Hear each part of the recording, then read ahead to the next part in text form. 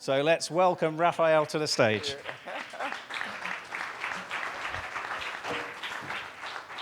Thank you. Thank you. I think one thing he forgot to mention, it was actually the Sunday Times in the UK, 100 most inspiring entrepreneurs, but there's just a detail. Before I start with the closing, actually, I think we need a little bit more energy in the room, because when, being Brazilian and being very energetic, for those that know me, the first thing that we're going to do is get the energy back in the room. So to get the energy back in the room, we're going to do a play with the boys and the girls. So it's not a naughty play, don't worry. I won't do that here. So what we're going to do is, first, I want to see if there is more girls or more boys in the room. I want the girls to stand up, please. All the young girls out there, let's stand up. Okay? So what we're going to do is we're going to see who claps harder or louder. So let's start with the girls. So girls.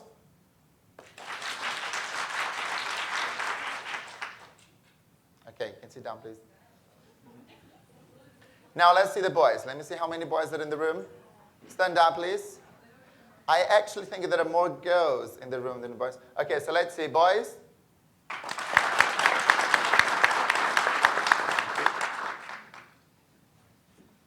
Let's try that again, girls, because there's more of you, okay?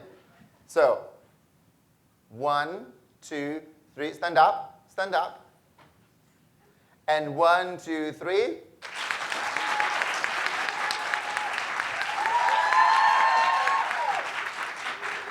Thank you. Let's see if the boys can beat that. Boys? Come on, stand up.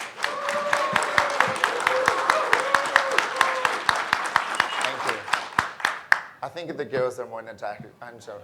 Yes? So, just before I came, I have to say how happy I am to be here. Not just here in this room with a lot of clever people, but also here in the USA. I had 2 problems in the airport with the immigration officers when I was coming in. One is that I came with a couple. One is British. And the other one is a friend called Mirella. Mirella is the founder of a Global Woman magazine. But the problem is she's from Albania. So the immigration officer didn't like that. But what can we do? So the second problem is that when I gave him my passport, he looked at my passport and said, I don't know this city. Where is this city in the UK?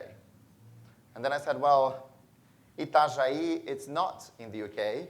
It's actually in South Brazil. So he says, so how much did you pay for your passport? A lot. Thank you very much. I had to buy the book Life in the UK. Then I have to pay for the test How to Become British, which is the ceremony, and plus the passport fee. So all around about £1,500. Very funny, he said. So come with me to the back room. So being gay, I got really excited about that. So long story short is that my passport is real. And I just hope that there are no immigration officers in this room tonight, unless they're in the back room, of course. But the other thing that I have to say about visas is that I had to complete an assignment about 2 weeks ago for my MBA. And the assignment was comparing the tech industry in the UK and the USA. And I learned that the USA is much more successful in launching tech businesses. There are 98 companies in the USA that are worth $1 billion or more, so unicorn companies. There are only 18 in the UK. So I wanted to learn why. Why is this big difference? So the main problem in the UK is that the visa process, it's really difficult. It's so bloody difficult to get that tier 2 high-skilled visa that not even the sun gets it. So that's why in the UK we only have about 90 days of sunshine. Do you know why? It's because the sun goes to California to live the American dream, of course. So, anyone here from Chicago? Okay, because you guys can laugh. Because your weather here in winter is hardly a cool breeze, right? I was told that it's more like you're walking in the street and you get punched with a block of ice. So, being from Brazil, I have never been here when it was winter. I had several cold winters in the UK. Now, as you know, there are millions of people today who are trying to launch tech businesses, including myself. So I launched in the UK a business called the Digital Entrepreneurs Academy, which the website is digitalentrepreneursacademy.academy. It's a website that helps very experts like yourselves turn your expertise into online courses, and then you earn 50% royalties every time your course is sold. But I was told that I'm not allowed to pitch on stage. So what I decided to do is, if there are any investors in the room, my number is 078. Sorry, okay. Sorry. Try. Now, we are here to celebrate the success of those entrepreneurs who have been brave enough and courageous enough to start their own business. And it's with great pleasure that I now start the award ceremony. Thank you. So, the nominees for the category of Best New Technology are Discuss.io for its video conferencing platform that connects marketing and insight teams to consumers around the world via web browsers and webcams. Glimpsy, for its platform analyzing unstructured data, such as pictures, videos, and text, using machine e-learning. True Impact. This is hard for a migrant, I have to say. For using neurometric, biometric technologies and explicit surveys to measure brain and body responses to mobile ads. Now, because we don't have the sound effect, I'll ask you guys to create the effect. So what we're going to do is we're going to tap on the table, as I say, and the winner is, okay? So I need your help from you guys. So, and the winner is?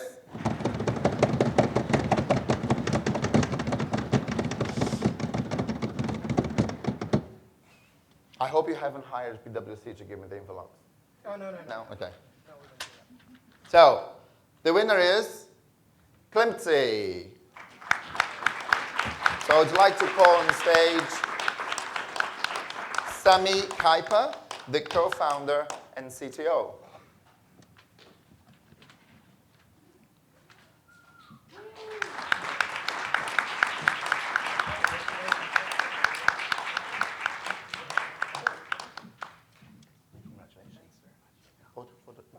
No, by yourself? Go by yourself? With the prize? Okay, let me teach these people to win awards. There we go. I want to share the award with everyone. Sure, please. Well, thank you very much to the event organizers and the selection committee. We're honored, especially given the other caliber of the nominees. I guess it's a little cliched that an AI company wins the Best New Technology Award, but to make AI salient, you have to solve real business problems, and that's what we're trying to do at Glimpsit. So we're really, again, honored for the award, and come see us. We're at booth number 7. Thank you.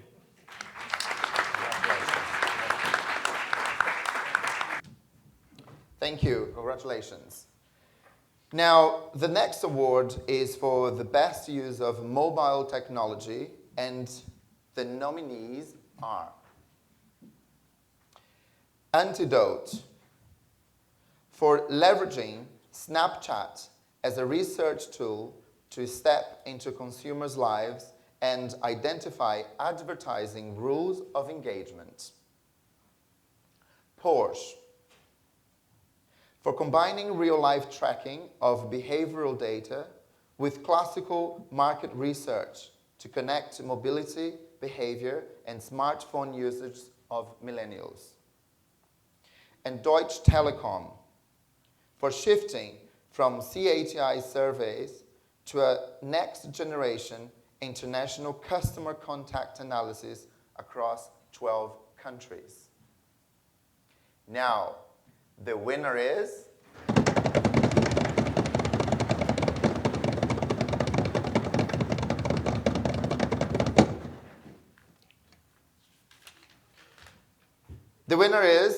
Antidote. And I'd like to call Adam French, who is the founding partner.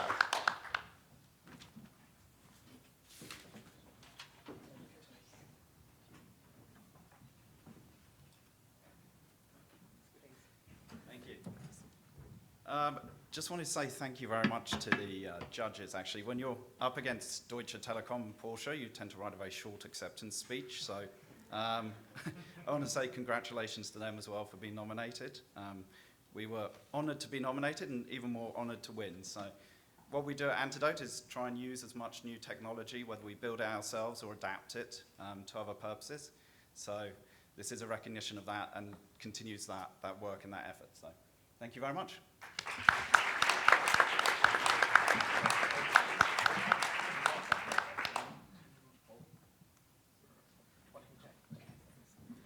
I did try to speak to the guys at Porsche, saying if they gave me a car, they would be the winners, but it didn't work, clearly. Okay, so now, the next award is for the best client-supplier collaboration. And the nominees are Borderless Access and Unilever for their 12-month-long study using mobile-based social platform, including WhatsApp and Facebook Messenger, resulting in over 128 gigabytes of data. Field Agent and Clorox for building a touchscreen display, including videos and photos that helped Clorox to understand the shopping behavior and in-home product usage of Walmart shoppers. Firefish and PayPal for their global study about modern perception of money and financial services using expert interviews, digital diaries, and the use of an innovative wearable fisheye camera to record personal behavior. Can you tell that was hard to read, this one? Okay, now, the winner is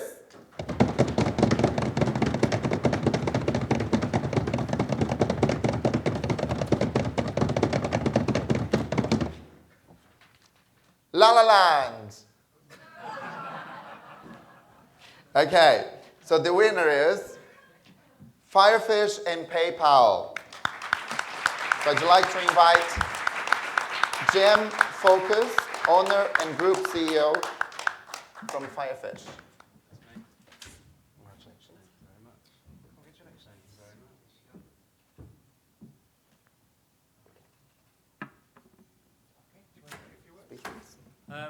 I'd like to also thank the organisers, and I'd also like to thank my colleague Dr. Bob Cook, who actually did all the work on this project. I'm just here to pick up the award, which is a role that I rather enjoy.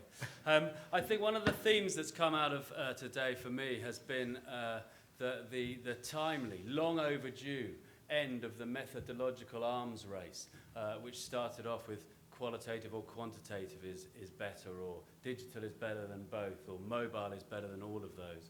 And I think what we've heard and seen today is a recognition that actually the best work and the best insight comes from a combination of the most appropriate methodologies. And it's our role as insight professionals to curate the best methodologies based on the context and the parameters of the different projects. And we've seen some great examples of that. At Firefish, we're human strategy partners, and what we do is make sense of real life. And we are in a glorious age that there are more tools than ever before to help us understand the strange and eventful world that we live in. We managed to use a combination of methodologies on this study for PayPal. And I think there's a glorious future for all of us in this industry if we all work together. Thank you very much.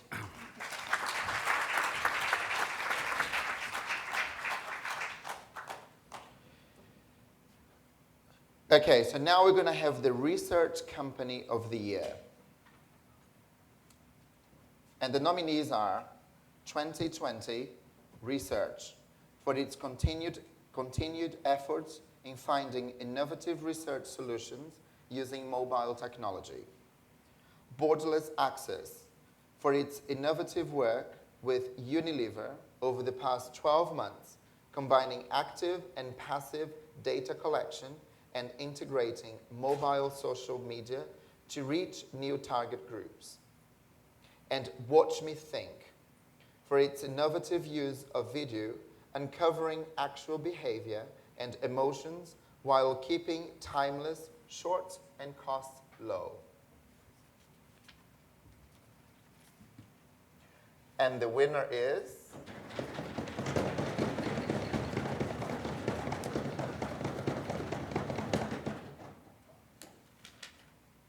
The winner is Borderless Access. And I'd like to invite Duchyan Gupta, Senior Vice President, to come on stage.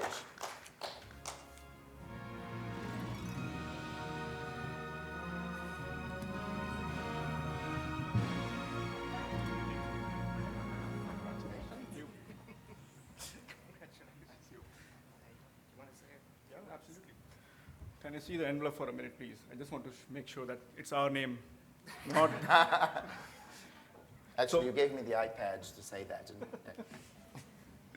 So thank you, guys, and thank you, the judges and the clients to nominate us for the category. It feels really proud to be part of the market research community. And it also validates our thinking that we always put the customers first, which is the respondents, which is the single largest important entity in the market research industry. And it is also the entity which is least spoken about. So the methods that we have developed are all towards consumers and their engagement.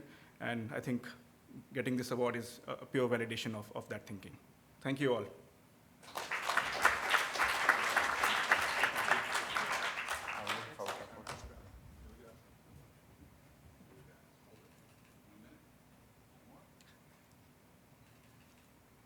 Thank you.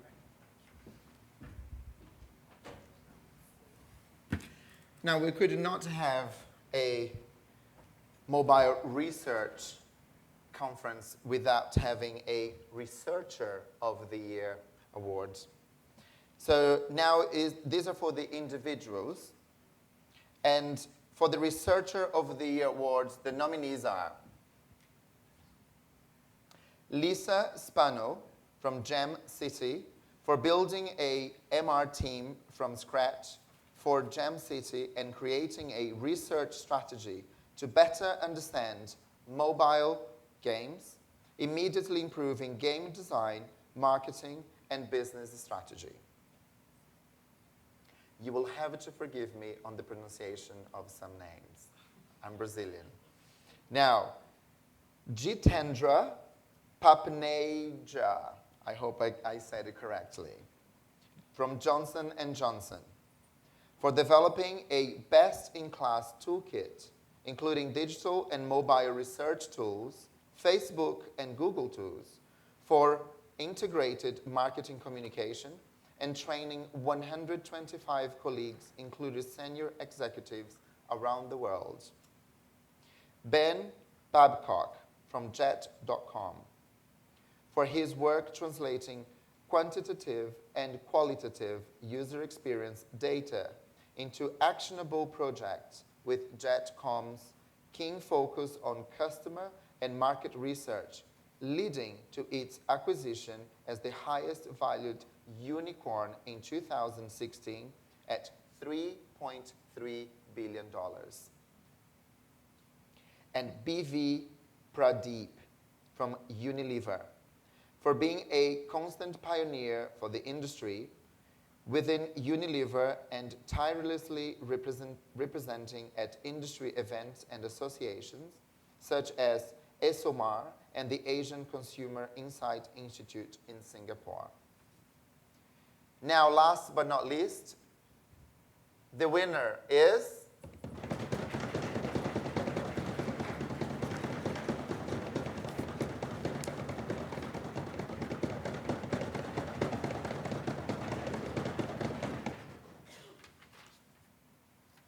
the researcher of the year is Jitendra Papaneja, Director of the Strategic Initiative Global Insights for Johnson & Johnson.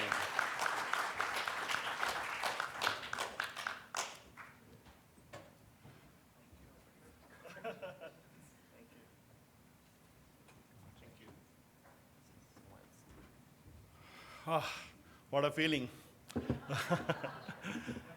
Thanks MRMW for this award. And I would say congrats to all nominees. It itself is a big achievement to be nominated. I look at my journey over the last 18 years. I've been in the research industry. And it's very interesting. I actually was not, or I would say, destined to be in the corporate world. I come from a business family, and I myself run a retail outlet for 6 years. But I used to always feel that, like I'm missing something. I'm not like really seeing the bigger picture. I wanted to travel all over the world, understand consumers from different parts of the world, different cultures, and again, drive for consumer centricity in the big businesses, big organizations. So I left the business, the successful business, pursued MBA in marketing, and then got into companies. And now here I am. If I look at my career, I've had a great run, worked with companies like Kraft Foods, Mondelez, Cadbury, Merck, and now at Johnson & Johnson, into many different roles. So I want to really thank for a few set of people who really helped me during this journey. Obviously, my family, my wife, Suman, and my 2 lovely kids, Amisha and Gav. They always stayed with me. I've always been very mobile. I've stayed in the 6 different cities in the last 18 years, and that was quite a task for them to move with me from here to there. My parents, who believed in me that this guy could go completely on your own and do something bigger than what they were doing for ages. And obviously my colleagues, my seniors who believed in me and supported me over these years. So thanks everyone, thanks MRMW, and thank you all. Congratulations again. I'll take a photo for you.